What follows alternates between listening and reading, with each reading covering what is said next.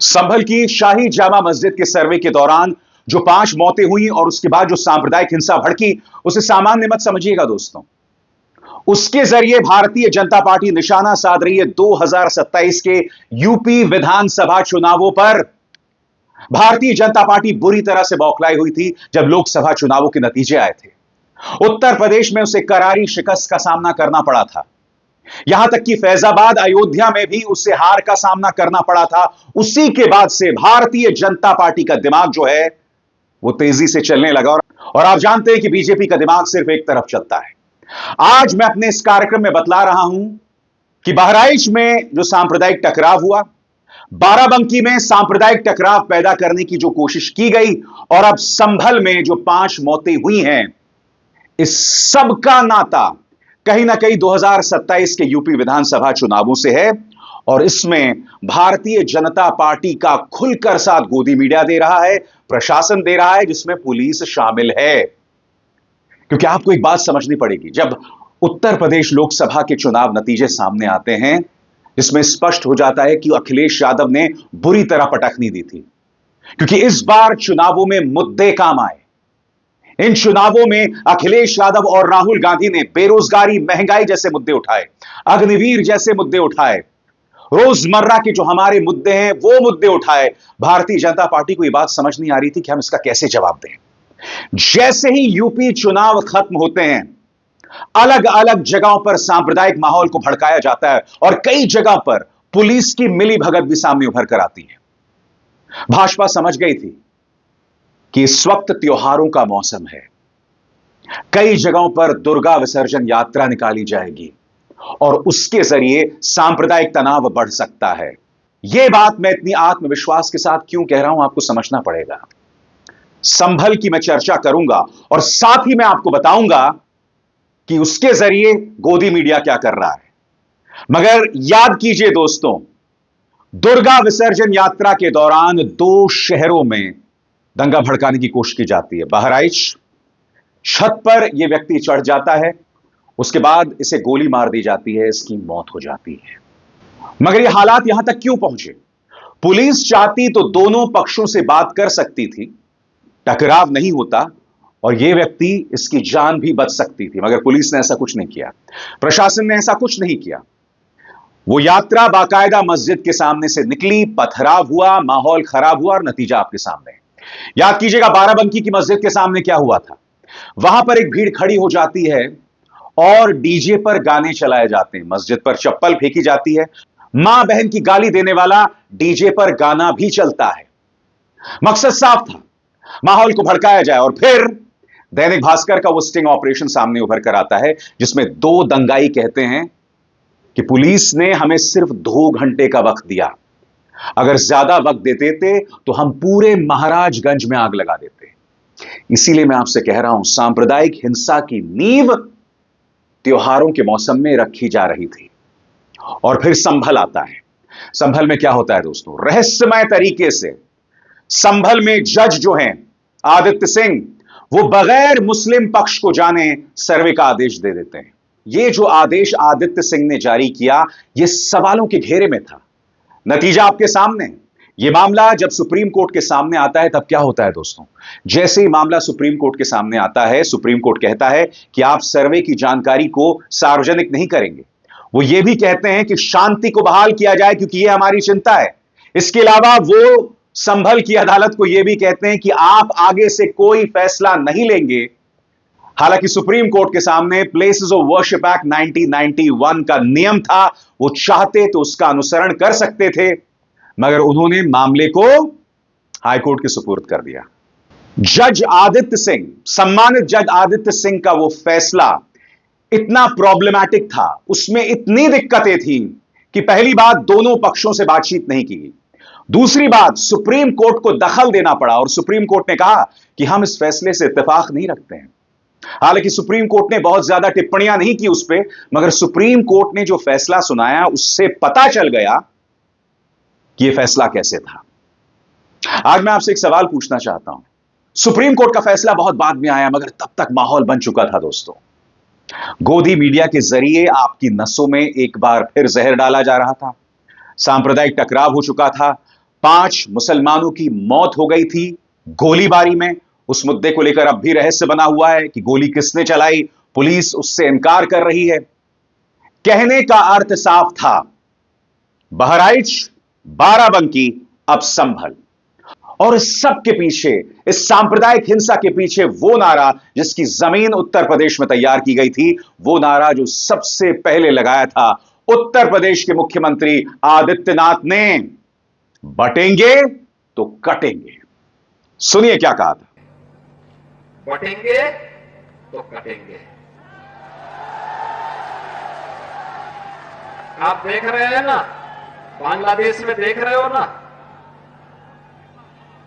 तो वो गलतियां यहां नहीं होनी चाहिए। बटेंगे तो कटेंगे, एक रहेंगे तो नेक रहेंगे। और फिर कोशिश की गई कि इसी नारे का इस्तेमाल महाराष्ट्र चुनावों में किया जाए। हालांकि वहां पर विरोध खुद भाजपा गठबंधन के नेताओं ने किया था। मगर यह बात स्पष्ट है कि यह जो नारा है और संभल में जो सांप्रदायिक हिंसा है, वो जमीन तैयार कर रही है आने वाले 2 सालों में, जब 2027 में यूपी में विधानसभा चुनाव होने वाले हैं। मगर यह मत भूलिए, उससे पहले दिल्ली विधानसभा के चुनाव हैं, बिहार विधानसभा के चुनाव हैं, पश्चिम बंगाल के चुनाव हैं। यानी कि संभल के सहारे इन तमाम चुनावों में माहौल पैदा करने की कोशिश की जा रही है। और जैसे मैंने कहा, इसमें पुलिस और गोदी मीडिया खुलकर भाजपा का साथ दे रही है। पुलिस का किरदार हम बहराइच में देख चुके हैं। अब मैं आपको दिखलाना चाहता हूं गोदी मीडिया का किरदार।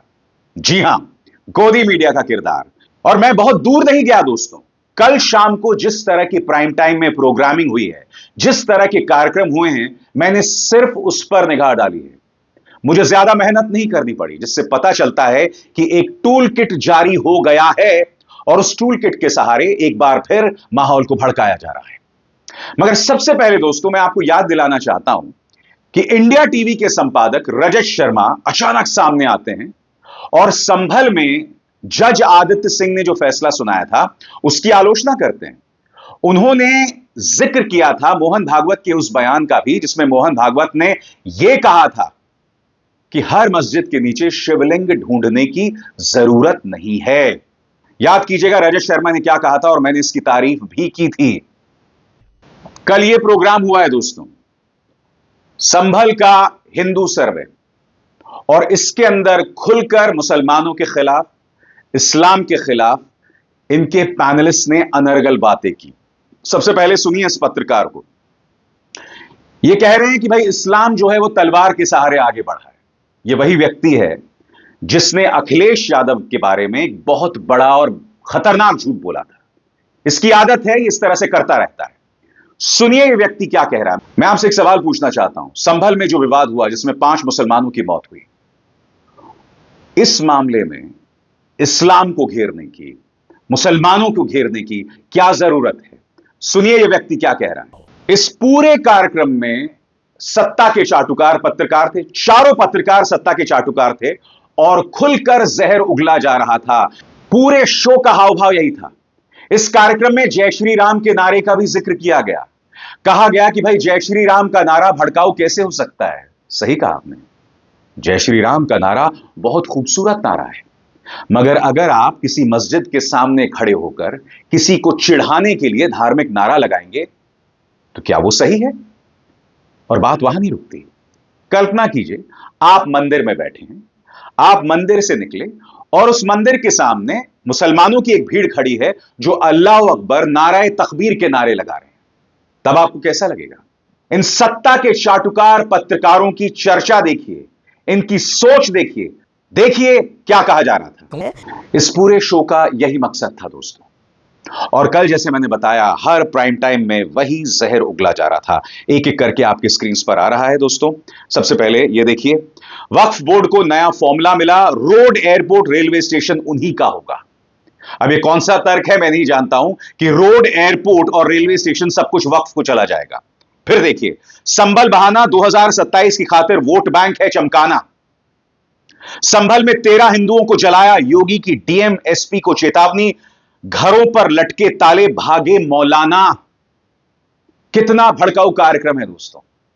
मगर इस तरह के कार्यक्रम संभल के नाम पे चलाए जा रहे थे। इसलिए मैंने आपसे कहा कुछ देर पहले कि तैयारी हो रही है 2027 के यूपी विधानसभा चुनावों की, और गोदी मीडिया किस तरह का जहर उगल रहा है आपके सामने उसकी मिसाल है।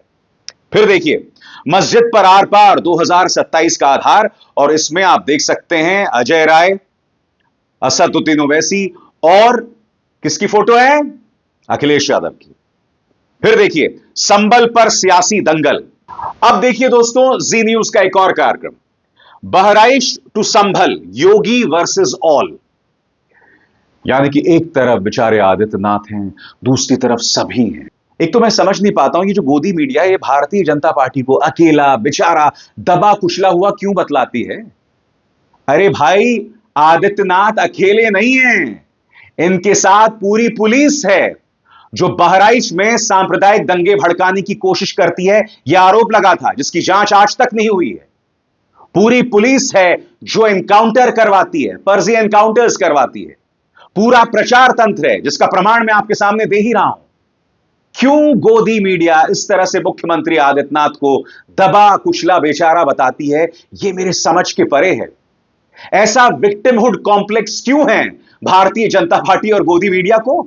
फिर इस तिहाड़ प्रिय का शो देखिए, संभल मस्जिद के नीचे मंदिर का 150 साल पुराना सबूत, अपनी आंखों से कुतुब मीनार में देव प्रतिमाएं देखिए, हिंदुओं की सर्वे की मांग सांप्रदायिक, वक्फ का मंदिरों पर दावा सेक्युलर। कोशिश वही है, सांप्रदायिक माहौल को भड़काया जाए, लगातार भड़काया जाए, क्योंकि भारतीय जनता पार्टी जानती है कि अगर हमें 2027 में चुनाव जीतना है तो उसके लिए बहुत जरूरी हो जाता है कि माहौल को भड़काया जाए, मुसलमान को एक खलनायक के तौर पर पेश किया जाए, पुराने जमाने के औरंगजेब का जिक्र किया जाए, बाबर का जिक्र किया जाए, उन सब का जिक्र किया जा रहा है। इस दौर में मुसलमानों पर निशाना साधने के लिए यह सारा खेला चल रहा है। और संभल, दोस्तों, संभल में जो माहौल को भड़काया गया ना, उसे आप सामान्य मत समझिएगा। इसके जरिए Bharatiya Janata party Yadav vote bank को अपनी तरफ खींचना चाहती है।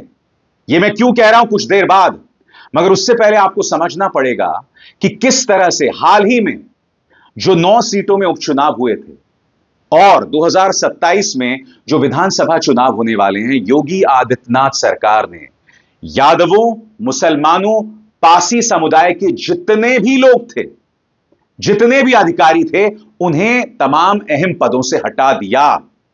और बात यहां नहीं रुकती है, याद कीजिएगा, मुख्यमंत्री आदित्यनाथ जब भी समाजवादी पार्टी की अराजकता की बात करते हैं, उनकी आलोचना करते हैं, तो यादवों और मुसलमानों का जिक्र करते हैं। उनका एक बयान क्या था कुछ देर बाद, मगर सबसे पहले इस खबर पर गौर कीजिएगा जो आपके स्क्रीन पर है।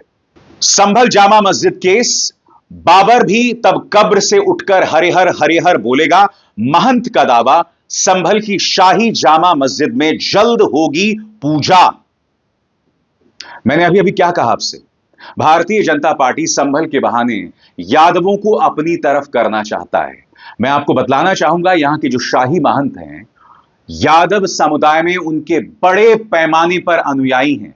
इंडियन एक्सप्रेस की खबर क्या कहती है आपके सामने।